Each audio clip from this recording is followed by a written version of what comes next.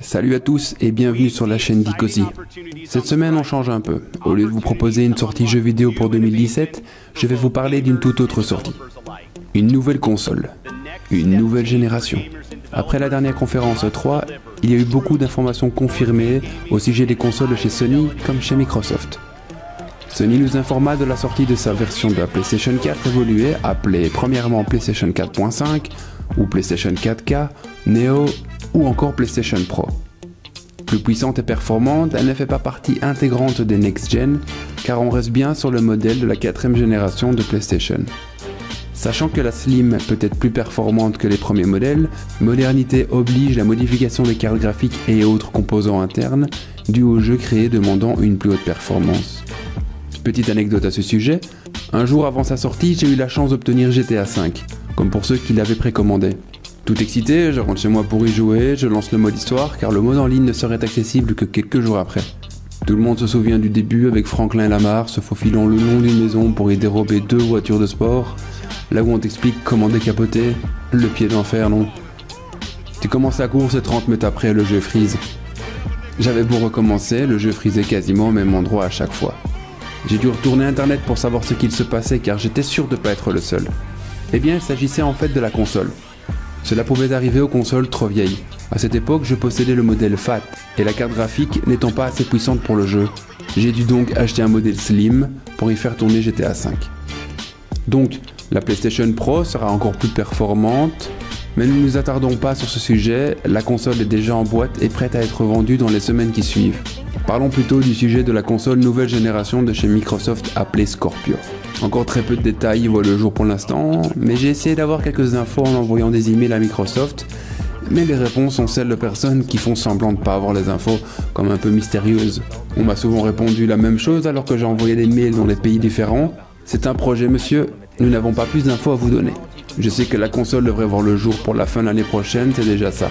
Mais que savons-nous sur la console ? Microsoft parle de cette console comme un projet considérable, la console la plus puissante jamais commercialisée.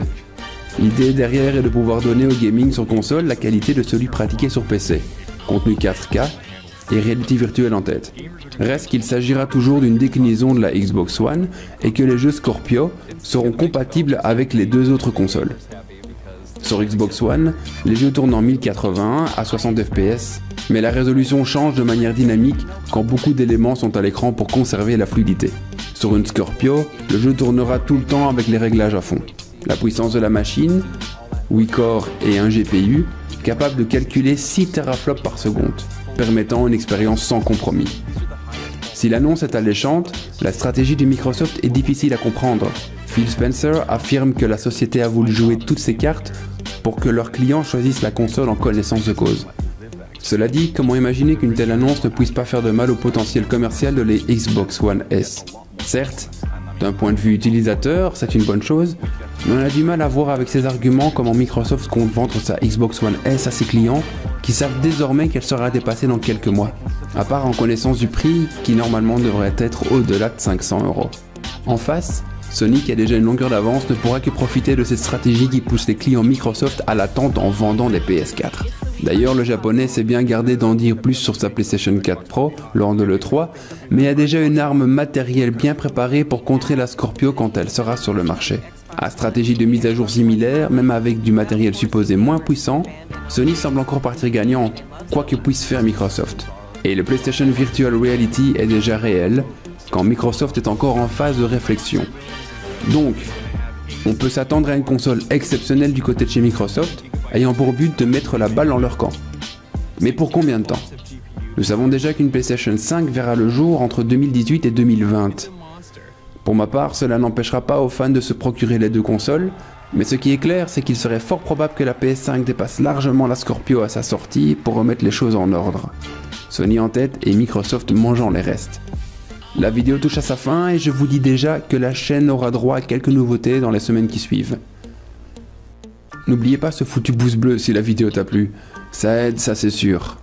Un petit commentaire histoire de discuter ou juste donner votre avis. N'hésitez pas à partager si vous voulez que je grimpe plus rapidement au sommet YouTube. Et je vous dis à la semaine prochaine. Ciao!